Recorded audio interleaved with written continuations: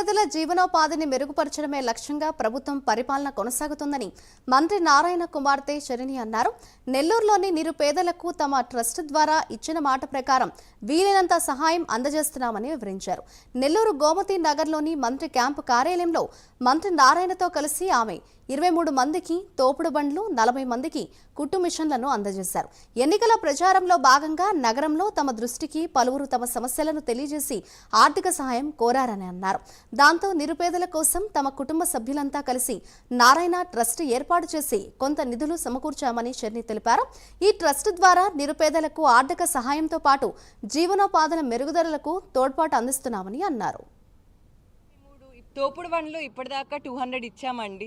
And ఈ రోజుకి 23 ఇచ్చాం. అంటే 223 తోపుడు బండ్లు ఆల్రెడీ ఇచ్చాం. సో 223 పుష్ కార్ట్స్ మేము ఆల్రెడీ ఈ రోజుకి ఇచ్చాము. అండ్ ఖచ్చితంగా మేము ప్రతి ఒక్క నిరుపేదని ఆదుకుంటామండి. మా నాన్నగారు నిరుపేద కుటుంబం నుంచి వచ్చారు.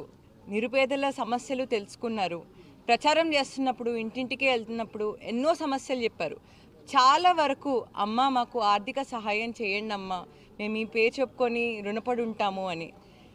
ప్రజలకి తినడానికి ఒక మంచి తిండి కావాలండి, ఉండడానికి ఇల్లు, అండ్ అదేవిధంగా ఏదో ఒకటి పని చేసుకోవడానికి పని కూడా కావాలి.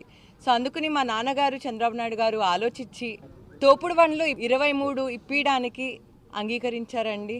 అండ్ అదేవిధంగా ఆల్రెడీ 200 ఇచ్చాం మేము. అండ్ ఇప్పుడు 23 ఇస్తున్నాము, ఆల్రెడీ ఇచ్చాము.